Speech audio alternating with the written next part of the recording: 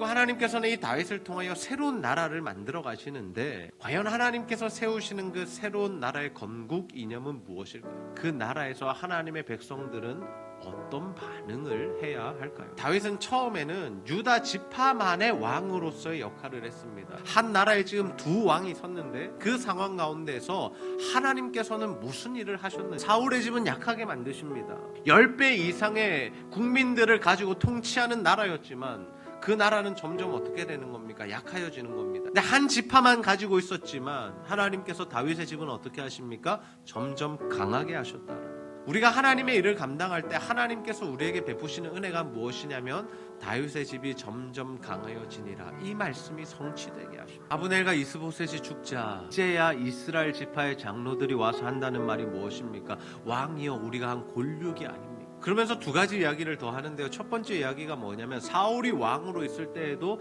다윗 당신이 실제로는 우리를 다스렸습니다. 그리고 또 한 가지 이야기가 무엇입니까? 하나님께서 하신 말씀입니다. 내가 내 백성 이스라엘의 목자가 되고 내가 이스라엘의 주권자가 되리라. 여호와께서 다윗에게 주셨던 말씀을 그들이 알고 있었다라는 거죠. 하나님 뜻가객은 다 알고 있었는데 뭐 때문에? 자신들의 유익 때문에, 자신들의 이익 때문에 그 하나님의 뜻을 따르지 않았다라는 거죠.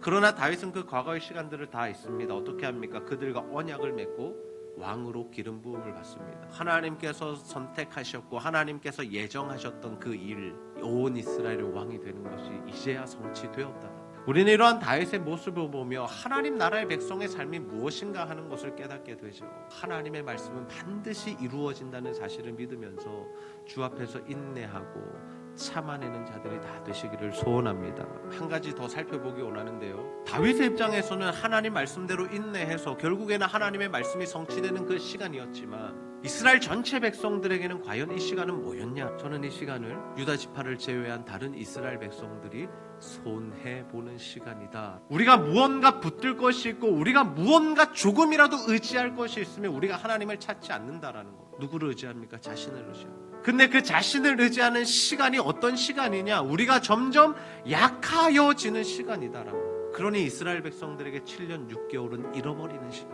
하나님의 뜻을 인정하지 않고 그 뜻에 순종하지 않음으로 인해서 그들은 손해보는 시간을 가졌다라는 거. 그래서 우리가 인생에 고난이 올 때 해야 할 일이 있습니다. 하나님 앞에 정직하게 서서 우리가 하나님 말고 의지하는 것들을 내려놓는 것. 우리가 무언가 다른 것을 붙들고 있고 우리가 손을 움켜쥐고 있으면 하나님의 복을 받을 수 없지만 나의 모든 것을 내어드리고 두 손을 펴서 하나님 앞에 올려드릴 때 하나님이 이 손 가운데 놀라운 은혜들을 부어주신다는 사실 여러분 믿으시기를 바랍니다.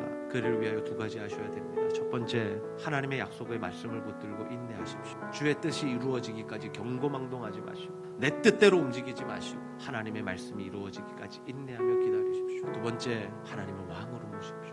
하나님이 왕이 되신 삶을 살아가십시오. 내가 손에 붙들고 있는 것들 이제는 펴서 주님 앞에 다 올려드리시고 주님이 주시는 복을 받으십시오. 우리의 삶 가운데 하나님이 함께 계시는 은혜로 점점 강성해지는 역사가 내 개인뿐만 아니라 가정과 교회와 직장과 나라 가운데 이 은혜가 흘러넘치게 되기를 주님의 이름으로 축복합니다.